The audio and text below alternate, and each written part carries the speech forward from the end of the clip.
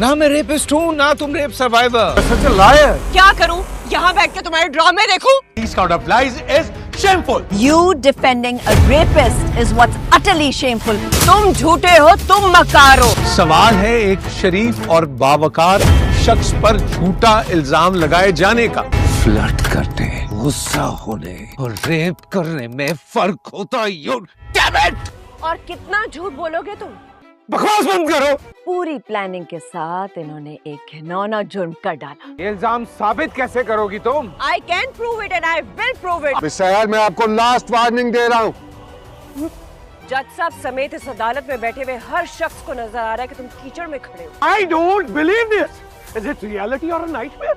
And what's happening in your honorable court, your lordship? ये खेल मेरी जीत पे खत्म होगा। जीत नहीं, जिल्लत तुम्हारा मुकद्दर बनेगी।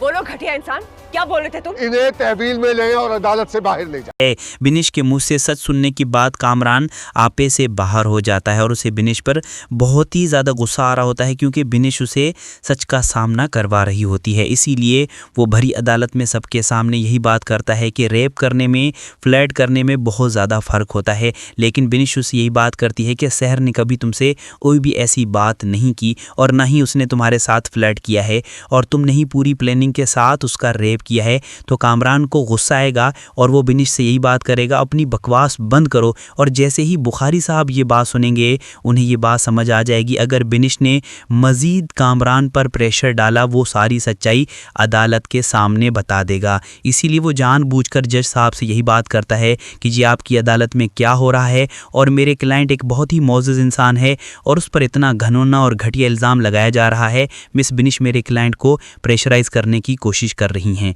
और वो मिस बिनिश से भी यही बात करते हैं कि आपको शर्म आनी चाहिए, आप किस किस्म की बातें कर रही हैं। और बिनिश को भी गुस्सा आएगा, वो भी बुखारी साहब से यही बात करेंगी, शर्म मुझे नहीं बल्कि तुम्हें आनी चाहिए, तुम एक रेपिस्ट को डिफेंड कर रहे हो। सहर भी जब ये देखती है कामरान गुस्से में है, वो भी इसी मौके का फ़ायदा उठाने की कोशिश करेगी, क्योंकि सहर को भी ये बात मालूम है कामरान कितना शातिर इंसान है, वो कभी भी ऐसे सच नहीं बताएगा और गुस्से में अगर मैं उसे मज़ीद गुस्सा दिलाऊंगी तो वो सच बता देगा। सहर कामरान से यही बात करती है, इस अदालत में जज साहब के साथ हर एक बंदे को अब तुम्हारा सच मालूम हो चुका है, तुम किस किस्म के घटिया इंसान हो। तो कामरान सहर से यही बात करे, ना मैं रेपिस्ट हूँ और ना ही तुम रेप सर्वाइवर, बल्कि तुम तो मुझ पर इल्ज़ाम लगा रही हो। और सहर जैसे ये बात सुनेगी उसे मज़ीद गुस्सा आएगा और वो कामरान से यही बात करेगी, तुम एक बहुत ही घटिया इंसान हो, तुम झूठ पर झूठ बोलते जा रहे हो। तो कामरान को भी मज़ीद गुस्सा आएगा और वो यही बात करेगा, ये खेल मेरी जीत पर ख़त्म होगा। तो सहर उसे यही बात करती है, रुस्वाई और जिल्लत तुम्हारा मुकद्दर बनेगी,